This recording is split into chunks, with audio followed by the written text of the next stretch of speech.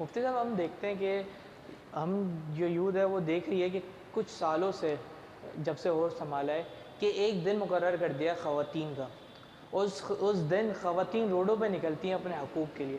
مفتی صاحب یہ کون سا حقوق ہے جو روڈوں پہ نکل رہی ہیں، اپنے ماں باپ، اپنے شوہر، اپنے بھائیوں سے نہیں لیتی ہیں اور روڈوں پہ نکل رہی ہیں، جبکہ اللہ تعالیٰ نے ان کا مقام تو ان کے پاؤں کے نیچے جنت رکھی ہے، ماں کے پاؤں تلے جنت۔ سوچنے کی بات یہ ہے کہ بھائی آپ کو وہ کون سے حقوق ہیں جو نہیں مل پا رہے، اور وہ کون ہے جو آپ کو نہیں دے رہے۔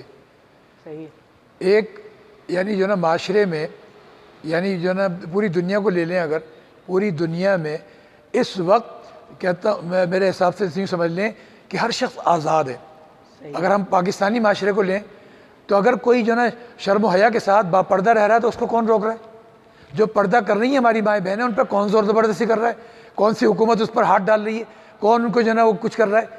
وہ سب اپنی رضا سے، اپنے رضاکارانہ طور پر انہوں نے شرم و حیا اختیار کی ہوئی ہے۔ اور جو بے حیائی اختیار کر رہے ہیں، بے حیائی والے لباس اختیار کر رہے ہیں، بے حیائی کے ماحول اختیار کر رہے ہیں، انہیں کون روک رہا ہے؟ انہیں کس نے گردن پکڑی ہے؟ ان کا کون جا کے جو نا راستہ روک رہا ہے؟ آزادی ہی آزادی ہے۔ آزادی تھی تو بے حیائی آئی نا۔ صحیح۔ آزادی تھی تو نعرہ لگایا نا میرے جیسی میری مرضی۔ آزادی تھی تو اس طرح کی جو نا صورتیں ہوئی۔ اگر یہ نا شرم و حیا کا ماحول ہوتا تو کبھی بھی اللہ رسول کے خلاف نعرہ نہ لگتا۔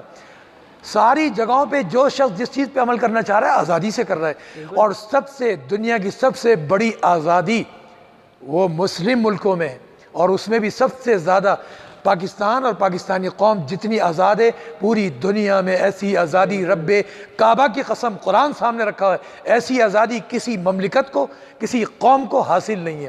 ہمیں اس آزادی کی قدر کرنی چاہیے، اور اس مملکت خدا داد پاکستان میں جو 27ویں شب میں، جمعے کی شب تھی، 27ویں شب تھی، رمضان مبارک تھا، بابا قائد اعظم جیسی عظیم قیادت تھی، اور ان کے ساتھ عظیم اکابرین امت جو وقت کے بڑے کامل ولی تھے، ان سب کی قیادت شامل تھی، اور سب نے جانیں لٹا کر یہ جو نا ملک اللہ تعالیٰ نے دیا، اور بابرکت ملک دیا۔ اور ایک بات ہے، یہ ملک جب ملا تو ملا اس طریقے سے کہ وہ عظیم قیادت ایسی تھی، بابا قائد اعظم جو تھے محمد علی جناح، اللہ ان کی قبر کو نور سے پر فرمائے، کہ بغیر خون خرابے کے، بغیر فتنے فساد کے، بغیر لاشیں گرے انہوں نے یہ ملک حاصل کر لیا تھا، قانونی پوری دنیا میں حاصل کر لیا۔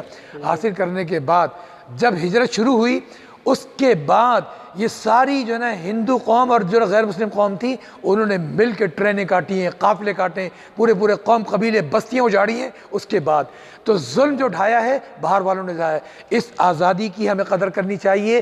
کون سی آزادی ہے جس کو میری مرضی کا نعرہ لگا کر اور وہ کر رہے ہیں، اور اتنے کفریہ نعرے ہیں کہ میں یہاں بیٹھ کے جو ہے نا وہ نعرے نہیں بتا سکتا۔ اللہ پاک کا نام لے لیا، حضور کا نام لے لیا، اسلام کا نام لے لیا۔ یہ تو بدبختی، بدنصیبی کی انتہا ہے۔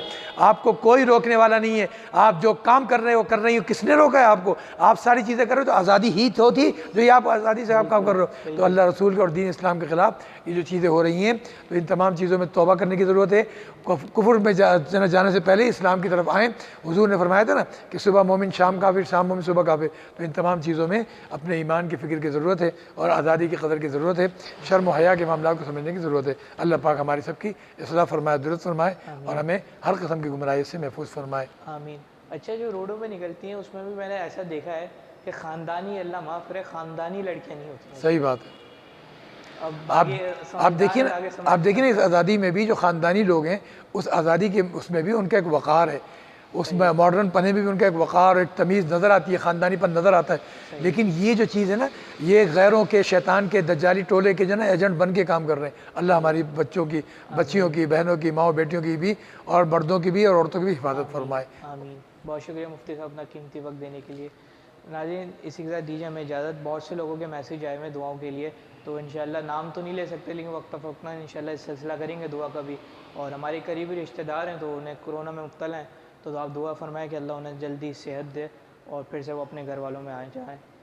اسی کا دیجیے ہمیں اجازت، انشاءاللہ کل آپ سے پھر سے ملاقات ہوگی۔ اپنا خیال رکھیے گا۔ اللہ حافظ۔